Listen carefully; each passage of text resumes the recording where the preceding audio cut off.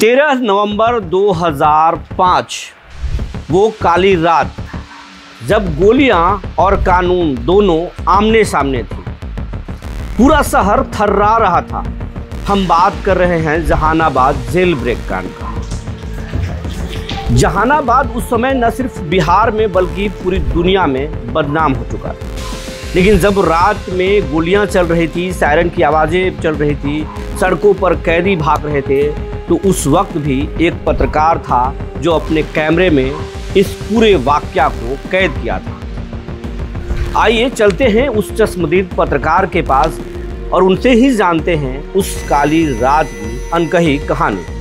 मित्र के घर उसकी माँ का श्राद्ध था। मैं श्राद्ध में बैठा ही था खाने के लिए, तो कुछ गोलियों की आवाज़ सुनाई पड़ी। शुरू में मुझे लगा कि ये पटाखे की आवाज़ है, क्योंकि नवंबर का महीना दिवाली के आसपास का महीना रहता है।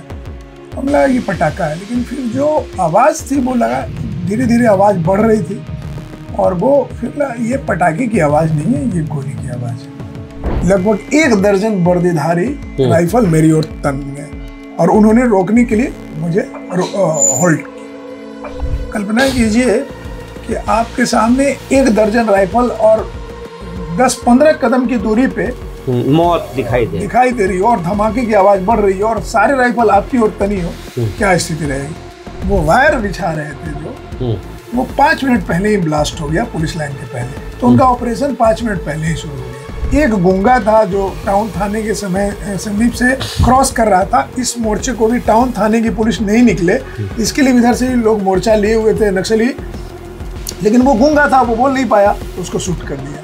कोर्ट एरिया को पूरा उसको उन लोगों ने ये कर रखा था और जहानाबाद के जितने भी मेन पॉइंट थे जहाँ से पुलिस का प्रशासन का मूवमेंट था, वो लोगों ने मोर्चेबंदी कर रखे थे।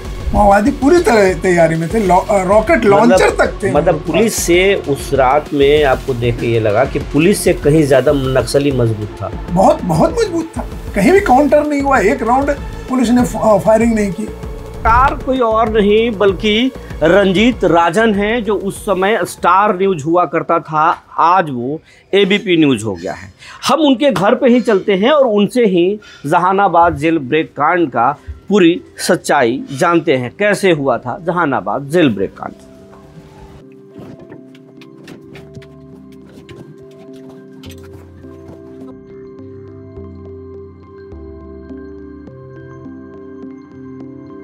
बैठिए। कैसे? बढ़िया।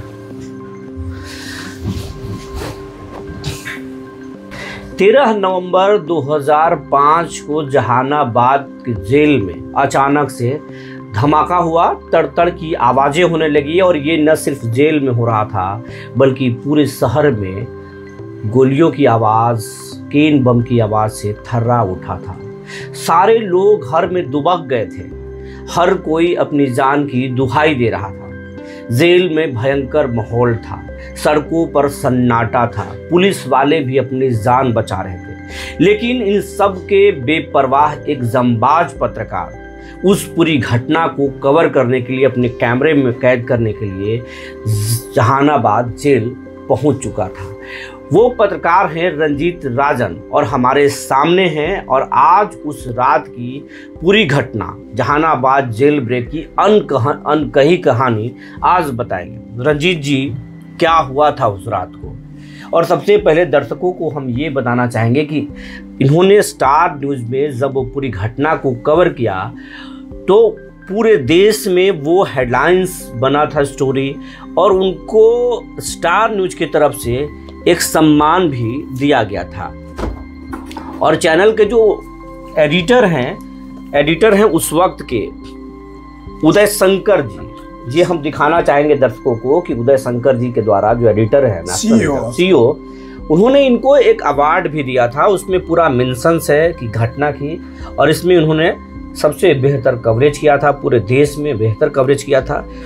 तो ये अब हम इनसे बात करेंगे, सबसे बेस्ट कवरेज करने वाले पत्रकार, पूरी घटना को अपने कैमरे में कैद करने वाले पत्रकार रंजीत राजन से हम बात करेंगे और जानेंगे। रंजीत राजन जी, उस दिन क्या हुआ था जहानाबाद में? आप उस वक्त जिस समय घटना हुई थी उस समय कैसे आपको जानकारी हुई? देखिए, मैं अपने घर के, ये जो मेरा घर है इसके 10 कदम फासले पे मेरे मित्र के घर उसकी माँ का श्राद्ध था। मैं श्राद्ध में बैठा ही था खाने के लिए, तो कुछ गोलियों की आवाज़ सुनाई पड़ी। तो शुरू में मुझे लगा कि ये पटाखे की आवाज़ है, क्योंकि नवंबर का महीना, दिवाली के आसपास का महीना रहता है, तो हमें लगा कि पटाखा है। लेकिन फिर जो आवाज़ थी वो लगा धीरे धीरे आवाज़ बढ़ रही थी, और वो फिर लगा ये पटाखे की आवाज़ नहीं है, ये गोली की आवाज़ है। तो मैंने बगैर देर किए हुए, उसमें तत्कालीन SDPO थे चंद्रशेखर आज़ाद, मैंने उनको फ़ोन किया कि सर ये आपके जो कोर्ट एरिया में जो ये इतनी आवाज़ हो रही है, ये क्या चीज़ है? तो उन्होंने बड़ा ही दुबके हुए और सहमे हुए आवाज़ में कहा कि राजन जी, पुलिस लाइन पे हमला हो गया। तो पुलिस लाइन पे हमला हो गया, तो फिर हम, और लगभग ये 9 बजे की घटना है। 9 बजे, 9 से 9:15 बजे के बीच की घटना है। तो जब SDPO ने पुष्टि कर दिया और वो सहमे हुए, डरे हुए थे कि पुलिस लाइन पे हमला हो गया, तो मैंने इसकी तत्काल सूचना अपने स्टार न्यूज के एडिटर जो बिहार झारखंड के थे, प्रकाश कुमार को दी। और प्रकाश जी ने हमें कहा कि कुछ करो, उसको देखो कैसे करो। फिर मैं, डर नहीं लगा आपको? मैं बता रहा हूँ कि कैसे हुआ। तो फिर इसी बीच में प्रकाश जी का फिर फोन आ गया कि राजन निकले। तो मैं अपनी मोटरसाइकिल और कैमरा लेकर, उस समय छोटा कैमरा, हैंडी कैमरा था, वो लेके मैं निकल गया। गोलियों की आवाज़ बढ़ती जा रही थी, और मैं मतलब अपना जा रहा था कि पुलिस लाइन पे हमला है, तो मैं कोर्ट एरिया में अपना जाकर कहीं से उसका कुछ विजुअल या करूँगा। तो जैसे ही मैं अंबेडकर चौक के पास पहुँचा, थोड़ा सा चंद फासले पे पूरा रोड सन्नाटा था, और गोलियों की आवाज़ और धमाकों की आवाज़ बढ़ती जा रही थी। तो अंबेडकर चौक के पास, वो 13 नवंबर की रात है, और चांदनी रात थी, बिजली भी थी, और 9 सवा 9 बजे के बीच लगभग 1 दर्जन वर्दीधारी राइफल मेरी ओर तन गए, और उन्होंने रोकने के लिए मुझे होल्ड किया। वो पुलिस थे कि नक्सलाइट? मैं शुरुआती में मैंने समझा कि ये पुलिस लाइन पे हमला हुआ, इसलिए अंबेडकर चौक के पास ये पुलिस के जवान इधर से मोर्चा लिए हुए। तो मैं थोड़ा और बढ़ने लगा, तो उन्होंने दोबारा हमें थ्रेट किया। तो एक छत से, खिड़की से छत के एक आदमी ने कहा, राजन जी सारे माओवादी हैं। तो कल्पना कीजिए कि आपके सामने 1 दर्जन राइफल और 10-15 कदम की दूरी पे मौत दिखाई दे रही हो, और धमाके की आवाज़ बढ़ रही है, और सारे राइफल आपकी ओर तनी हो, क्या स्थिति रहेगी? तो मैं थोड़ा नर्वस हुआ कि सामने इतने हैं, और चूंकि एक बार उन्होंने रोका, मैं आगे बढ़ गया था, अगला कदम बढ़ता तो निश्चित वो फायर कर देते। तो मैं अपना मोटरसाइकिल और कैमरा लेकर, और मैं थोड़ा इतना ये हो गया कि मैं मोटरसाइकिल को स्टार्ट ना करके उसको मोड़ के, और हाथ में ऐसे कैमरा करके, मतलब बाइक चला रहे हैं और कैमरा भी उसको कैद कर रहे हैं विजुअल को। और ये मेरा सौभाग्य है कि जिस जगह पे मैं खड़ा था, वहाँ पे एक ट्रैक्टर ट्रॉली खड़ी थी और एक तिलकुट का दुकान था। मैं वहाँ से हटा हूँ, और मतलब मिनट नहीं, सेकंड कहिए, वो वहाँ भी ही ब्लास्ट हो गया। ट्रैक्टर ट्रॉली ब्लास्ट हो गया, तिलकुट की दुकान पे ब्लास्ट हो गया। और मेरा कैमरा चूंकि ऑन था, मैं सब चीज़ ये कर रहा था, मैं धीरे धीरे पीछे हट रहा था, और पास में दुर्गा मंदिर है, मैं वहीं से, और मैं, अगर वो आदमी, जो शख्स जिसका शिवदयाल जी नाम है, मैं आज भी उनका शुक्रगुजार हूँ, अगर वो नहीं कहते तो हो सकता है मैं भी गोलियों का शिकार हो जाता, माओवादियों का। मतलब उस दिन नहीं हो जाता, या वहीं पे रहता तो ब्लास्ट में उड़ जाता। तो मैं पीछे हटा, और वो जो ब्लास्ट हुआ वो मेरे पूरे कैमरे में कैद हो गया। और मेरे ब्यूरो जो प्रकाश कुमार थे स्टार के, वो हमसे फ़ोन लाइन पे। तो मैं इतना परेशान था, चारों तरफ मौत नज़र आ रही थी, गोलियों की आवाज़ बढ़ती जा रही थी, सामने माओवादी है, मेरे सामने ही ब्लास्ट हो गया। तो मुझे जो बात हो रही थी, नेचुरल बातें हो रही थी, लेकिन वो ऑन एयर, मतलब वो कैमरे पे सैटेलाइट में ऑन एयर था, वो अपने ओवी पूरे देश के लोग, मुझे पता नहीं था। हाँ, पूरे देश के मुझे तो पता नहीं था, मैं तो अपने ब्यूरो से बात कर रहा था। जो मेरी नर्वसनेस थी, और मैं जिस तरह से हकला रहा था, मेरी जान सांसत में थी, वो फ़ोन से पूछ रहे थे क्या है, मैं कि भैया ब्लास्ट हुआ ये, और मेरे सामने और आवाज़ तेज हो रही थी। तो ये मंजर जो था मैंने अपनी आंखों से देखा। पूरे शहर में नक्सल थे। उसके बाद ये पुलिस लाइन पे शुरुआत, वो नक्सलियों ने पुलिस लाइन को उड़ाने की योजना थी। जब बाद में धीरे धीरे वो कवरेज हम लोग किए और बाद में वो घटना आई, तो पुलिस लाइन को लूटने की पहली योजना थी, पुलिस लाइन पे हमला। उसके बाद वो जेल पे हमला करके अजय कानू को छुड़ाना था। लेकिन उनका जो मिशन था वो वायर बिछा रहे थे जो, वो 5 मिनट पहले ही ब्लास्ट हो गया पुलिस लाइन के पहले। तो उनका ऑपरेशन 5 मिनट पहले ही शुरू हो गया। तो पुलिस जो ब्लास्ट हुआ तो पुलिस लाइन अलर्ट हो गया। तो पुलिस उस समय चुनाव का समय था, बिहार में चुनाव हो चुके थे और राष्ट्रपति शासन लागू था, बूटा सिंह गवर्नर थे। तो यहाँ से पुलिस बल की संख्या भी यहाँ कम थी। उसमें राबड़ी देवी की सरकार थी, मुख्यमंत्री उसमें थी, कार्यवाहक मुख्यमंत्री थी। नहीं, उसमें राष्ट्रपति शासन लग गया था और वो बूटा सिंह राष्ट्रपति थे। बूटा सिंह राष्ट्रपति थे और जीएस कंग चीफ सेक्रेटरी थे। तो वो पुलिस लाइन पे के सामने जो ब्लास्ट हुआ, तो पुलिस लाइन की ओर से जो जवान थे और सार्जेंट थे, उन्होंने फायर करना शुरू कर दिया। तो वो मिशन उनका वो लूटने वाला प्रोग्राम फेल हो गया। लेकिन उनका मूल उद्देश्य तो था जेल की ओर। वो पूरे जेल तक कैसे पहुंचे नक्सली? फिर चूंकि वो कई टुकड़े में बटे हुए थे। जहानाबाद में उस समय सीआरपीएफ की कंपनी थी एसएस कॉलेज में, उनको रोकने के लिए वहाँ पे माओवादियों ने लैंड माइन्स से कर रखा था। जहाँ से मूवमेंट हो सकता था लैंड माइन्स वो लोग लगाए हुए थे। तो वहाँ से एक बड़ी टुकड़ी जो है चली गई जेल पे। वहाँ पे दुर्गा रजा गार्ड था, उसको उन्होंने मारा। और फिर अंदर थोड़ा हम लोग संक्षिप्त में बात करेंगे। मतलब कितने वहाँ जेल तक के, पुलिस लाइन के बाद कितने देर में फिर वो जेल तक पहुँचे? 15 मिनट के अंदर में। और गोलियों की आवाज़ हो रही थी। और लगभग कितना कत्लेआम हुआ होगा उसमें? कितने लोगों की कैजुअलिटी हुई होगी? 5 लोग मारे गए थे। 5 लोग मारे गए थे। 5 लोग। एक जो नक्सली ब्लास्ट में उड़ गया था, एक गुंगा था जो टाउन थाने के समीप से क्रॉस कर रहा था। इस मोर्चे को भी टाउन थाने की पुलिस नहीं निकले, इसके लिए इधर से लोग मोर्चा लिए हुए थे नक्सली, लेकिन वो गुंगा था, वो बोल नहीं पाया, तो उसको शूट कर दिया। और लगभग 370 कैदी छुड़ा लिए गए थे। फिर जेल जब दुर्गा रजक को मार दिया, जेल में जब नक्सलियों की एंट्री हो गई, क्योंकि अंदर से नक्सलियों की पूरी प्लानिंग थी ही। उस दिन खीर वगैरह पूड़ी वगैरह बना था जेल में, पहले से बना था। तो लोगों को तो तैयारी पूरी पहले से पता था कि होना है जेल में। अंदर पे जो माओवादी थे उन्हें तो पूरा प्लान पता था। और फिर गेट खुल गया, फिर सारे कैदी वहां से भाग गए। उस समय बड़े शर्मा और विशेश्वर सिंह 2 लोगों को नक्सलियों ने वहां से अपहरण कर लिया था और ले जाकर। ये कौन थे? बड़े शर्मा उस समय रणवीर सेना के कमांडर बताए जाते थे और विशेश्वर सिंह भी आरा के थे, वो जहानाबाद जेल में बंद थे। उनको भी उन लोगों ने वहां से अगवा कर लिया और कुछ दूर ले जा करके बड़े शर्मा और वो दोनों की हत्या कर दी थी।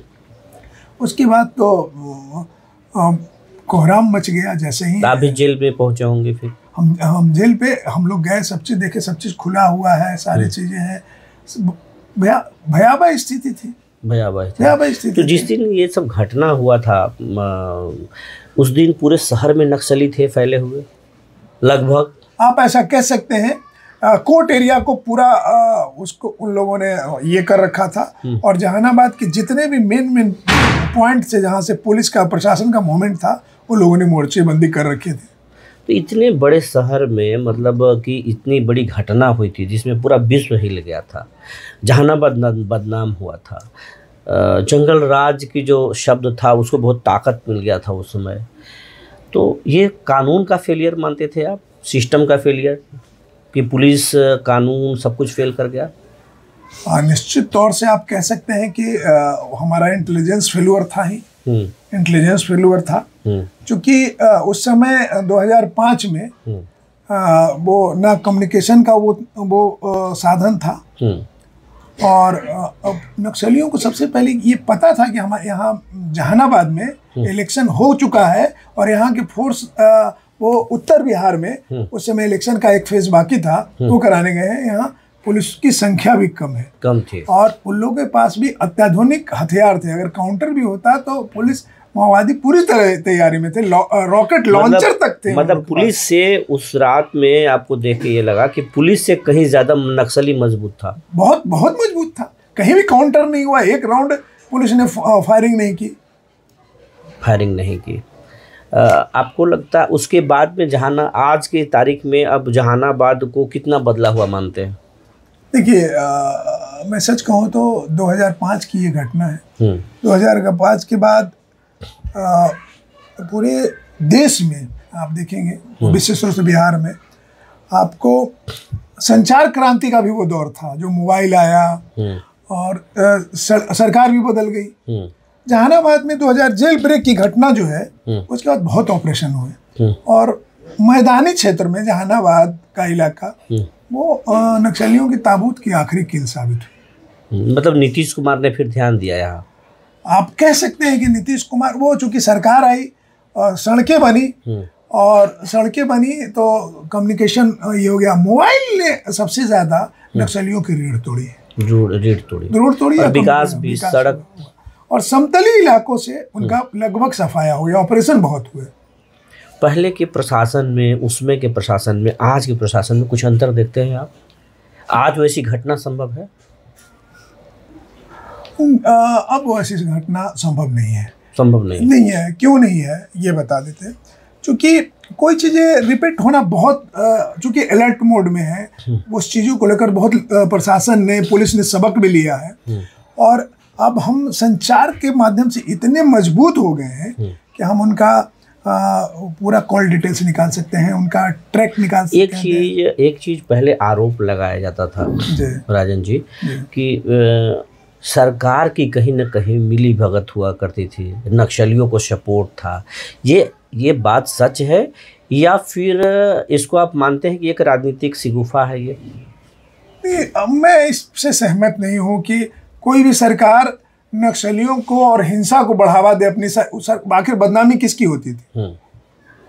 वो दौर था, गैर बराबरी का दौर था, एक भेदभाव का दौर था। अब दौर बदल चुका है, अब दूसरे दौर में आ चुके हैं। हर एक इरा की अपनी स्टोरी होती है। वो एक इरा था, उसमें सरकार का चूंकि नक्सली में आप जो है, आप पहले की सरकारों में भी न्यूज आपने कवर किया और आज भी आप न्यूज कवर कर रहे हैं। आप बेहतर कहाँ देखते थे? देखिए, अब बहुत दौर बदल चुका है। हम लोग पहले ज़िले में एक रिपोर्टर होते थे जो अरबल मियाँपुर से लेकर के सेनारी से लेकर सब कवर करने जाते थे ब्लॉक में। अब तो मोबाइल आ गया है, हम अगर कई जगहों पे नहीं जाते हैं तो भी हमारा विजुअल आ जाता है। अब जो मोबाइल बदल गया है। इसमें पत्रकारिता का वो स्तर भी बदला है। इसमें कई पॉजिटिव और नेगेटिव दोनों चीज़ें हैं। ये डेवलपमेंट का आप नतीजा मानते हैं कि नक्सलिज्म खत्म हुआ? डेवलपमेंट और शिक्षा, डेवलपमेंट, एजुकेशन तो है, इसमें इसे कौन इनकार कर सकता है कि जब लोगों ने देखा कि नक्सलियों के बच्चे IIT में पढ़ रहे हैं और हमारे बच्चे राइफल ढो रहे हैं, तो वो तो लोगों की जानकारी आई। और सबसे ज़्यादा रीढ़ उसको संचार क्रांति ने तोड़ा, रोजगार के अवसर भी बढ़े। मतलब एक चीज़ आप मानते हैं कि नक्सलिज्म के नाम पर समाज को तोड़ा गया, कमज़ोर को और कमज़ोर बनाया गया, पढ़ने से बच्चों को रोका गया? नहीं, देखिए, वो समाज हमारा बहुत, उस समय समाज का स्ट्रक्चर बहुत ये था। हम ये नहीं कहेंगे, आप कह रहे हैं कि नक्सली जो है वो गलत है या बहुत सही है, लेकिन कुछ समाज में इतनी गैर बराबरी हुई थी कि एक चीज़ें दूसरी तरफ चली जाती थी। दो भागों में समाज बट गया था। लिटरेसी की कमी, अब शिक्षा की कमी थी, तभी तो गरीब का स्कूल उड़ाना क्या गरीब को नुकसान देना है? निश्चित तौर से वो स्कूल उड़ाना उन लोगों की गलत थी। तो ये थे चश्मदीद पत्रकार राजन जी, जो जहानाबाद जेल ब्रेक के बारे में बता रहे थे। उस रात क्या हुआ था, क्या मंजर था जहानाबाद का, और अब कितना जहानाबाद बदल चुका है। बने रहिए हमारे साथ, फिर किसी शख्सियत के साथ मिलेंगे, तब तक के लिए धन्यवाद।